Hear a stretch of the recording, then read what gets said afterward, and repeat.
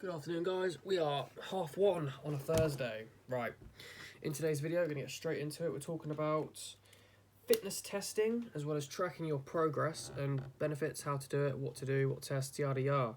So, first, you need to assess your goals. Let's say you might have been going to the gym over a year. You could have just stepped into the gym today. You may be thinking about going into the gym and you want to get more organised before you go. So, you want to assess what your goals are, right? I've written down some notes here, just prompts, so I don't miss anything out of the video, because I think this is a really good video for a lot of people who are trying to... That spot there is not great. But people who are trying to, improve their fitness, make sure they can see the progress they're making, and to set the goals they should strive for to feel better in themselves. So, goals that I've mentioned here are strength in regards to body weight and resistance training. We've got cardio and health. Those are the three goals that I wrote down because they're relevant for me, as well as they're just general fitness goals that you can quantify, measure, and assess. So, you need to find relevant tests in regards to your goals you've set. So, we're going to focus on those three that I've just mentioned, which is strength, cardio, as well as health.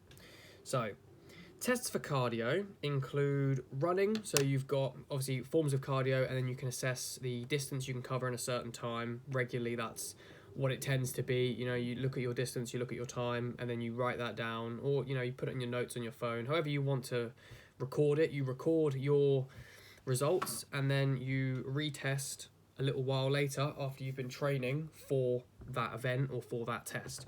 So you've got a 12-minute Cooper run.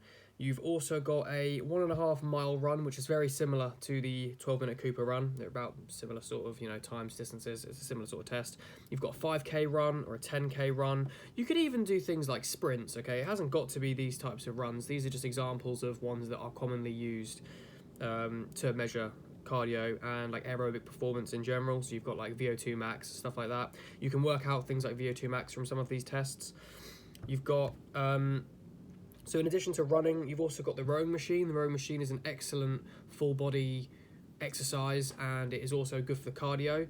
So you can do a 250 meter sprint, a 500 meter sprint, a 1K row, or you can go endurance based. You can go for a half an hour, say like a half an hour, or even run like a half marathon. You can run long distance, you can row for a long distance. I've also got cycling here. Again, a brilliant cardio exercise. You can go short cycle bursts, maybe 6 cycle sprints, record how much wattage output you get. You can record how fast you can do 10 miles on a bike, all sorts of things. There are set tests and standardized tests. I would recommend using those ones because online you can find normative data relevant to these tests. So for example, this morning I tested my cardio because I wanted to see where it was at. So I did a 1.5 mile run. That was the one I chose to do. So there's normative data online for that run. Obviously you've got different brackets. Tell you what, while I'm talking about it, I'll bring it up so we can talk about my results and how I'm going to quantify it and how I'm going to train towards getting a better result. So I actually pride myself on having pretty good cardio. I don't train it much. I train cardio specifically once a week. However, I have a very active lifestyle, which does supplement having... it supplements your aerobic performance if you just go outside for at least, an hour a day, walks. I do a lot of gardening. I do a lot of resistance-based exercise anyway, which is good for your cardio, although it's not what you're actually training. Sorry about that. I should have loaded this up earlier. So yeah, you've got those varying cardio tests. In addition, we've got strength. So like in regards to weight, not body weight. I'll cover that in a moment. So strength training, strength tests even. The one that I've written down that I think is most relevant and most reasonable is the 1 rep max. So this is mainly for compound lifts. You're not really going to be doing this for lat raises. You're not going to lat raise for your 1 rep, right? But things like compounds, so your deadlift, your squat, and your bench, these are a great 3 to look at for 1 rep. Now, I will just say, I don't suggest doing anything close to your 1 rep max if you've not been training for at least 2 months. Because if you've not been there for 2 months, chances are you haven't got excellent form. Sorry to be harsh. Maybe you're training with people who have got your form good, fine. But you need to have very good form. You need to have the basic strength built. You need to know how to recruit those muscle fibers. Obviously, it's subconscious. But your body needs to have adjusted to lifting these weights. Just, obviously, you train You go in. I wouldn't recommend doing these tests first off if you've never been to a gym. You can if you want to run, you know, a 5K and just see what you can do it at. That's brilliant. Running isn't a high risk. Obviously, it's high impact, but the risk isn't as high as a 1 rep max where form is absolutely vital. Of course, you need form when you're running. I'm not denying that. However, you guys understand what I'm getting at. I don't want to ramble on too much about, get your form right. No. But obviously, when you're strength training with weights, 1 rep max is the absolute go-to.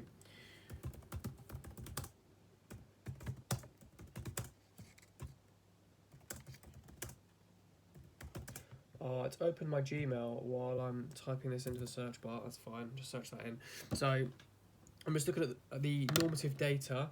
So 1.5 mile run times by age and ability running level. That's the first website that comes up, right?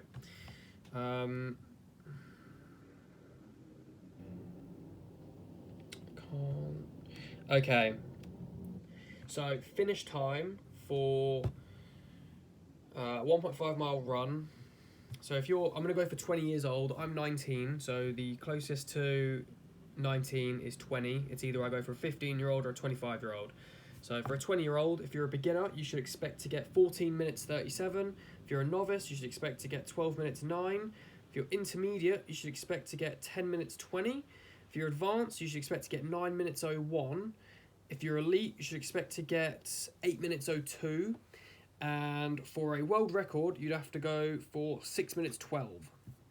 So I will just say this, actually. I didn't use this website the first time I looked at the normative data before I went for my run, just so I could see what to kind of pace myself at. So this website here has put me at intermediate. Not really, actually. Yeah. So it's put me at intermediate, right? So I got 10 minutes 1 second, and intermediate here is 10 minutes 21 seconds, and to advanced is 9 minutes 1 second. So it's a 1:20 gap, 1 minute 20 gap between those two values. So that puts me in between intermediate and advanced for running. Again, it's important to look at, so I use one website to determine what your result was, and then when you retest, to go back to the same website, because I looked at a different website and it put me at excellent, whereas here I've only got intermediate, which is fine. You know, different websites use different amounts. It doesn't matter. What's important is that you get your result from whatever fitness test you do. You compare your result to normative data for your age, weight, height, all that stuff. You look at, it's mainly based on age. You know, you can't always put in different values to look at.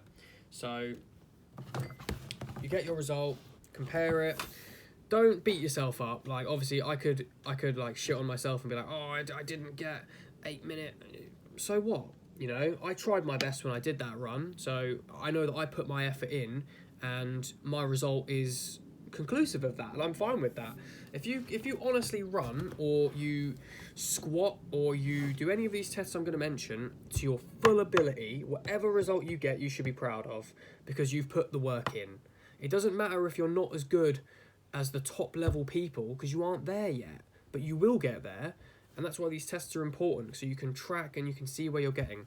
I don't want to ramble. So, as I say, these tests are great for if you've just started out, or you've been training for a little while, you want to see where you're at. They're also good for once you've made a plan and you can compare against how you've progressed with that plan. So 1 rep maxes, as I say, I wouldn't recommend doing it if you're new to the gym. If you're not new to the gym and you've got your form all right, a spotter as well. Have a spotter, and don't push yourself ridiculously. Like, okay, if you're gonna do deadlifts, for example, don't start with a very heavy weight, right? Work up in increments, and once you get to that point where you're really struggling for that rep, don't sacrifice your form just to get the rep. Like, you can let your ego take a hit. Do you know what I mean? You don't need to just fucking like hunch your back over just to get that 1 rep. It's not worth it. We're only doing this so we can assess our own individual progress across the time scale. So bodyweight strength tests, we've literally got, what I've put down is a push-up 1 minute test. You've got a sit-up 1 minute test, bodyweight squats 1 minute. You can do them for either a minute, or if you can go longer than a minute, then just do what you can do in a set. So bodyweight, if you're training calisthenics, they're great. If you're a bodybuilder or aspiring bodybuilder, you probably don't do a lot of push-ups. They're still a great fitness test to do, but if you're just training for general health and wellness, bodyweight is a good thing to train for. I train it in between with my weights. I do a bit of weight, a bit of body weight, because I think it's useful. You want to be able to pull your body weight up, as well as you want to be able to do heavy rows on the stack, all that stuff. So we've also got health tests, right? There's a lot you can do here. You've got blood work, you've got... That's the main one that I was thinking that I hadn't written down. So you've got BMI, that's an obvious one, body mass index, weight against your height. Although, a lot of athletes say it's not that important because it doesn't take into account things like muscle mass, and, you've got people that are built as anything, rugby players built very well, who have the same BMI as a fat bastard who can't run. You have to take things with a pinch of salt sometimes, BMI being one of them, but for a general population, it's useful. It is good for determining whether you're healthy weight, underweight, overweight, right? So your body composition, and I've put in brackets here, BIA. So BIA stands for body impedance analysis. You've got these machines that send electronic signals through your body, and these signals can determine quite a few interesting metrics. So they can determine a major health determining factor of your body, which is visceral fat around your organs. Higher visceral fat is determined with metabolic disease, so things like heart disease, like stroke, diabetes, all sorts of metabolic illness is all associated with having a lot of visceral fat. BIA can also tell you your bone density, so how much bone mass you have in your body compared to your overall body mass. It can tell you water weight, it can tell you the amount of fat you're storing, so what percentage of body fat. It can tell you the amount of muscle mass you've got. It can tell you a few different things. Also just tell you general things like your weight. Weight's another good health-related one, because if you're trying to bulk, you obviously want to see your weight go up. If you're trying to cut, you want to see your weight go down. If you're trying to maintain, quite obvious, right? So one thing I will say about BIA, definitely take that one with a pinch of salt. Some machines are better than others. So you've got the handheld ones that you hold like this. They only do across here, right? And the ones you stand on, I believe they only do like that. I don't actually think they do your arms. So, they're not always that reliable. For example, I actually did one, I can show you. Hang on a minute. Oh, it's in the bottom of my phone case here. Hang on. Bear with 1 second, right? I'll actually show you guys my BIA. So I did 2, okay? I started the gym this year because I hurt my shoulder, and I had about 9 months out last year. So I started again this February. Yeah, about February time is when I started. So I did a BIA the 7th of March, right? So athletic male, age 19, 172 centimetres. On this particular test, I weighed in at 59.4 kilos.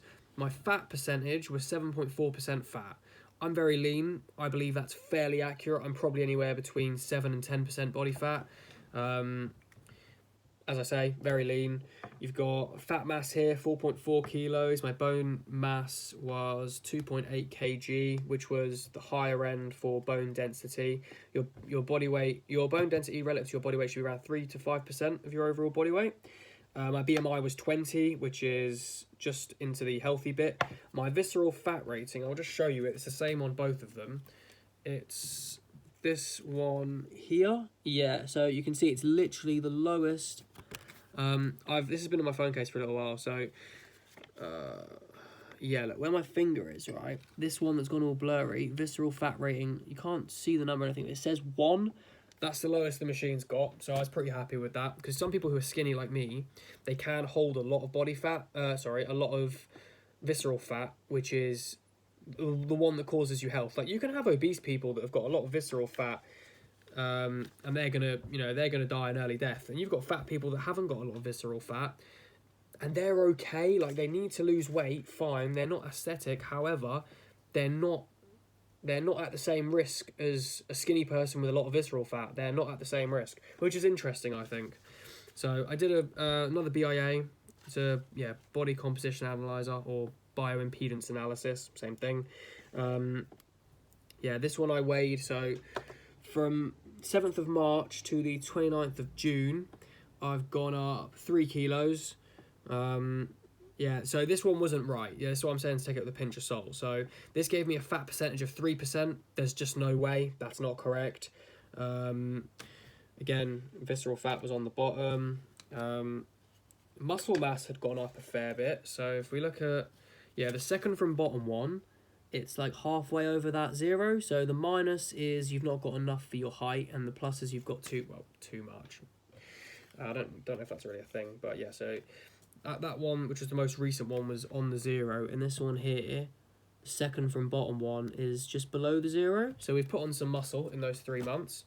So that's what these things are good for, you know. Obviously, you don't really want to do them all the time because things aren't going to change overnight. However, these health tests that you can do are just as useful as your performance tests because they give you a standpoint. They give you quantitative data that you can look at, refer to, set goals at. Like I see my weight on this and I go, I've put weight on. I want to keep putting weight on.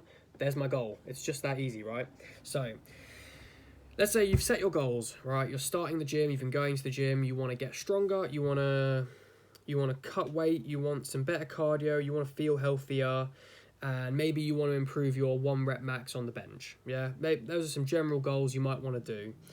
So once you've assessed your goals, assessed your fitness, so you've set the goals, what you want to do, you look at where you're at, then you make a plan to see how you're going to get there. So this involves a training plan, right? They can be very basic. You don't need to buy an online training plan for anything. You don't even necessarily need someone to make it for you. You just Google or do some research on YouTube, exercises that are good for bench press. Okay, we'll go with bench press, right? The number 1 exercise to improve your bench press is, unsurprisingly, a bench press. Brilliant. So you would set your training plan around improving your bench. You would set your training plan around improving your strength in general. So you'd include a lot of resistance training, bodyweight training, all sorts of different exercises. I personally would stick to the same exercises for at least a month, and then if you want to mix it up, include maybe some like for example for shoulders, I do like shoulder press, lat raise, push-ups, dips. That obviously, push-ups and dips, they're more of a fixator muscle rather than one of the main muscles that are being used. They're not an antagonizing muscle. However, you include exercises that will improve what you want, right? So you've set your plan to achieve the goals and you've done your tests, so you know where you're at. You then stay consistent with the gym, stay consistent with your diet, stay consistent with your sleep. All very basic advice, but it's just so overlooked all the time. People don't train right, eat right, or sleep right, and they wonder why things aren't going their way. Those are the 3 pillars to getting good at the gym. It's literally that simple. You then want to be tracking your progress, right? So, let's say your bench is 80 kilos, yeah? You can do 80 kilos for 1. So then you'd probably go, what's 85% of 80? Like 70 kilos, right? I think it's like 67.5 or 70 kilos. At the top of my head, I'm not sure. So 70 kilo, right? You would do that for sets of 2 to 5. If you can do more than 5, you would probably up the weight so you can do sets of 5, so you can really train your strength more than anything. Of course, you'll be training hypertrophy and a little bit of endurance, but the main thing you're training with that set, with that rep range even, is your strength. Okay. So that's what you would do. You would make your plan, base it around your goals, base it around your desired result is. once you've stuck at, you know, these exercises and you've been training for a certain thing for long enough, you can then retest. Let's say it's been 2 months since you did your 1 rep max on the bench. Now what you were doing for a set of 5, you've added 5 kilos to that and you're still doing sets of 5. Great. Maybe your 1 rep max is now 87.5 or 85. It's just that easy. So you then, let's say you achieve your goal, right? You wanted a 20-minute 5k run. Boom, you've got a 20-minute 5k run. That's amazing. That's a really good speed, by the way, like a good distance to. Anyway, you've achieved your goal. Brilliant. You then need to reevaluate and then repeat the process. Maybe you decide, I'm good at running now, but my upper body isn't as big because I've been training my legs and my cardio loads. So now I want to get bigger, so I'm going to do more upper body resistance training. Brilliant.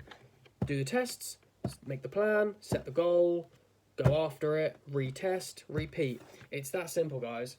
And honestly, doing this is going to encourage just the general principle of progressive overload, which is, of course, when you progressively make things more difficult over time by either adding reps, weights, or sets.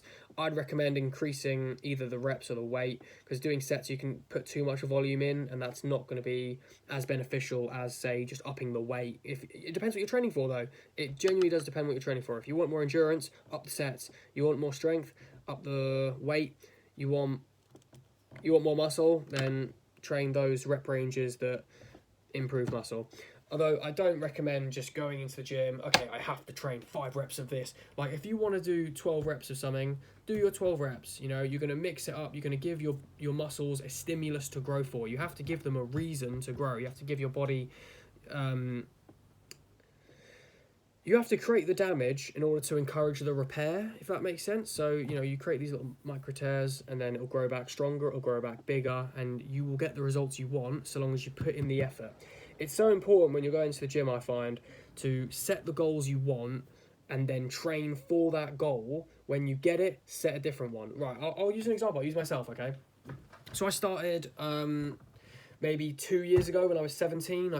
My brother had a bench in his room and we had some dumbbells, right? So I would do curls, I would do shoulder press, and I would do bench. And that was literally all I did. I did some push-ups, I did some sit-ups, I did tricep extensions. No legs, although I did a lot of cycling, so that counted as legs. And like, not even like, oh, I did a lot of cycling, but I cycled twice like a month. I actually did a lot of cycling, so that did cover my legs fine. So yeah, that's how I started. I was 17, I was doing that. I thought, I hate being... Bro, I was like fucking 57 kilos. I was skinny as fuck. And bear in mind, I've not grown in height since I was about 16, 15. So I'm 5'8", okay? Being 5'8" and about 57 kilos, you look like a toothpick. So I didn't like that. And so I was training, everything was going good. I joined a sport course. I was training in my sport course, everything was fine. Boom, pulled shoulder. I pulled my rhomboid. I don't know if it was the minor or the major. I never got it like properly checked out. I just know what it was because I couldn't retract my scapula. Anyway, so I pulled the rhomboid and I made it 10 times worse falling off my skateboard twice. Bro, it was so bad. I fell off and I couldn't even hold a glass of water for ages. It was grim. My shoulder was so messed up. It hurt so bad. And I took a long time out, you know. I took a really long time off the gym just to recover it, you know, doing stretches every day, ice baths, cold showers, you know, eating right, as I say, stretching, all the stuff you can do to improve the recovery time. So I did that for all of last year, more or less, because I did it last Easter. And now this year, start of February, I started training again because, you know, it felt fine and I realised, you know, I need to get back into it. When I started, my bench press was poor. My push-ups were poor. You know, everything I was good at when I was training before I injured myself, I was pretty shit. And I thought, I need to work on this. So I decided what it was I was going to train for. And at the time, it was my bench press. I thought, right, my bench is shit. I can't even do my body weight. That needs to change. So I set the goal. I need to bench my body weight. I gave myself a time frame. I wanted to do it... I can't remember the date now. I think it was like the 21st of April. I think it was the 21st of April, okay? Or 24th. No, hold me to the 24th. That's when it was. So it was the start of February. I wanted to get my bench up like 10, 15 kilos. Dude, my bench was weak. Like, I couldn't even do my body weight. So I wanted to get it up to my body weight or more by the 24th of April, just because that was when I was doing a thing and I wanted my bench to be good by then. So I was eating right, training bench like once, twice a week, normally two. And yeah, like I was doing everything I knew how to hit that goal. I retested. I actually failed on one of my retests, and I thought, okay, that's fine. You know, I'm still making progress, still making gains, still doing the right things. I'll just stick to it. I retested again a couple days before the 24th of April. I got it. I was so happy because I'd set that goal, I'd set the plan, and I achieved it. Honestly, it's a good feeling. And that's why I encourage the fitness testing as well as tracking your progress, because it's going to help you in the gym in the short and long term. I think that is today's video. To be honest, we've covered quite a few things. So, yeah. Set yourself some goals. Test, see where you are. Make the plan how you're going to get where you want to be. Put in the work and get where you're going. That's what it comes down to. So, thanks a lot for watching, and I'll see you in the next one.